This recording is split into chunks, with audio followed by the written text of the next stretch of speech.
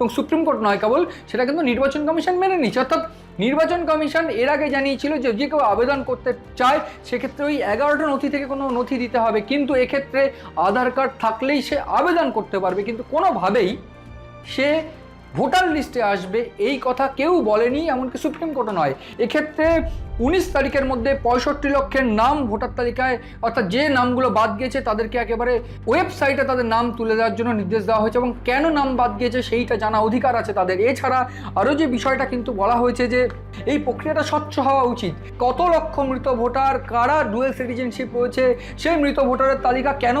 ইতিমধ্যে বুথ লেভেলে দেওয়া হয়নি, এই সংক্রান্ত বিষয় নিয়ে আলোচনা হয়েছে, এবং সেই সংক্রান্ত বিষয়ে আলোচনায় একেবারে নির্বাচন কমিশন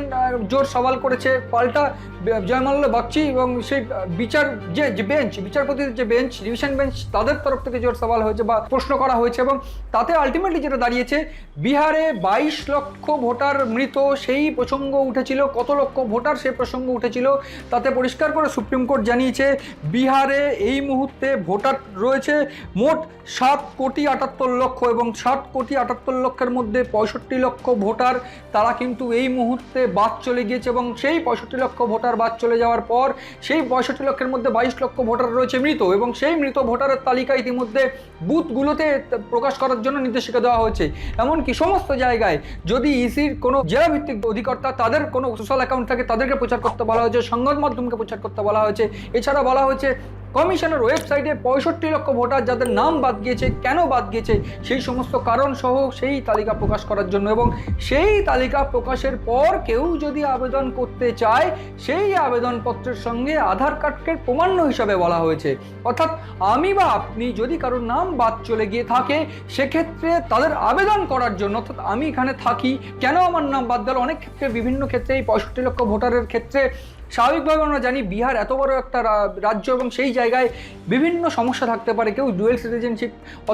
অথচ ডুয়েল সিটিজেনশিপের কারণে হয়তো মনে করছে কমিশন তাদের নাম বাদ দিয়ে দেওয়া হয়েছে, খসড়া তালিকা থেকে নাম বাদ দিয়ে দেওয়া হয়েছে, এই সমস্ত টেকনিক্যাল এরর থাকতে পারে, এবং সেই টেকনিক্যাল এরর যেন না থাকে, সেটা যেন স্বচ্ছ হয় এবং সেটা যেন কমপ্লিট হয়, কম্প্যাক্ট হয়, সেইটা এনশিওর করার জন্যই যাতে পুনরায় আবেদন করতে পারে যাদের নাম বাদ গিয়েছে তারা, সেই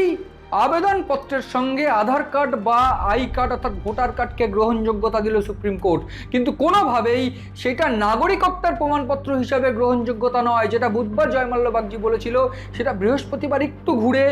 হালকা নিজের অবস্থান থেকে সরে এসে বিচারপতিরা জানালেন যে আধার কার্ডকে প্রমাণ্য নথি হিসাবে রাখতে হবে, না হলে প্রমাণ্য নথি হিসাবে তারা আবেদন করবে কি করে, তাদের পরিচয়পত্র এইটা এবং তাদের বাসস্থানের অর্থাৎ রেসিডেন্সিয়াল ডিটেলস এইটা। ফলে এইটা স্পষ্ট হয়ে গিয়েছে যে সুপ্রিম কোর্ট একটা নির্দেশিকা দিয়েছে যে আধার কার্ডকে প্রমাণ্য নথি হিসাবে গ্রহণযোগ্যতা দেওয়া হয়েছে, এবং সেই প্রমাণ্য নথি হিসাবে গ্রহণযোগ্যতা যে সাজেশন সেইটা নির্বাচন কমিশন মেনে নিয়ে নির্বাচন কমিশনকে বলা হয়েছে বিকেল 5টা বা ইতিমধ্যেই সেই ওয়েবসাইটে সেই নির্দেশিকা প্রকাশের জন্য বলা হয়েছে, এবং ইসি সেই ইতিমধ্যে সেই নির্দেশিকা ইতিমধ্যে প্রকাশ করা হয়ে গিয়েছে। এবং এখানে আমি বলতে চাইবো পরিষ্কার করে নির্বাচন কমিশন জানিয়ে দিয়েছে যে এই যে নথি, যে আধার কার্ড বা ভোটার কার্ড প্রমাণ্য নথি হিসাবে আবেদনপত্রের সঙ্গে গ্রহণযোগ্য, যেমন তোমরা ওয়েবসাইটে লিখবে ঠিক সেই রকমভাবেই ওয়েবসাইটে এটাও লিখতে হবে যে এইটা কিন্তু কোনোভাবে নাগরিকত্বের প্রমাণ নয়। ফলে একটা বিষয় স্পষ্ট যে এই মুহূর্তে গোটা দেশ জুড়ে যে আওয়াজ উঠেছে আধার কার্ড সারে বৈধ, ভুয়ো ক্ষেত্রে পা দেবেন না। স্বাভাবিকভাবেই আধার কার্ড, আমাদের যে আধার কার্ড আছে সেই আধার কার্ড আমরা আপাতত সবার আধার কার্ড দেখলেই বুঝতে পারবেন নিচে লেখা আছে এটা কেবলমাত্র পরিচয়পত্র। ফলে এইটা যেমন নাগরিকত্বের প্রমাণ নয় হিসেবে এই বিবৃতি যেমন সুপ্রিম কোর্টে কমিশন জানিয়েছিল, কমিশনের যে পাওয়ার সেই পাওয়ারে কমিশন স্টে করে রয়েছে এই মুহূর্তে, এবং কমিশন পরিষ্কার করে জানাচ্ছে যে আবেদনপত্রের সঙ্গে আধার কার্ড অর্থাৎ যে পুনর্বিবেচনা, যে যাদের নাম বাদ গিয়েছে তাদের ক্ষেত্রে পুনর্বিবেচনা করার জন্য আধার কার্ড বা ভোটার কার্ড গ্রহণযোগ্যতা থাকলেও সেক্ষেত্রে ওই 11টা নথির মধ্যে থেকে কোনো একটা নথি প্রয়োজন তাদের ভোটার লিস্টে নাম রাখার জন্য। এই মুহূর্তে সবথেকে বড় খবর আমি বুঝিয়ে দেওয়ার চেষ্টা করলাম, এবং সবথেকে গুরুত্বপূর্ণ বিষয় যেটা আমি বুঝিয়ে দেওয়ার চেষ্টা করলাম, যেটা আধার কার্ড কোনোভাবেই কিন্তু নাগরিকত্বের প্রমাণ হিসাবে বলেনি সুপ্রিম কোর্ট, কোনোভাবে নির্বাচন কমিশনও বলেনি, এবং নির্বাচন কমিশন যে নির্দেশিকা দিচ্ছে বা নির্বাচন কমিশনের তরফ থেকে যে বার্তা সেটাতে স্পষ্ট যে আধার কার্ড কিন্তু কেবলমাত্র প্রমাণ্য নথি হিসাবে অর্থাৎ কোনোভাবে আবেদনপত্রের সঙ্গে প্রমাণ্য নথি হিসাবে নিজের পরিচয়পত্রের নথি হিসাবে গ্রহণযোগ্য। এই গোটা ঘটনায় নজর রয়েছে আমাদের, নজর রাখুন আপনারাও। সিএন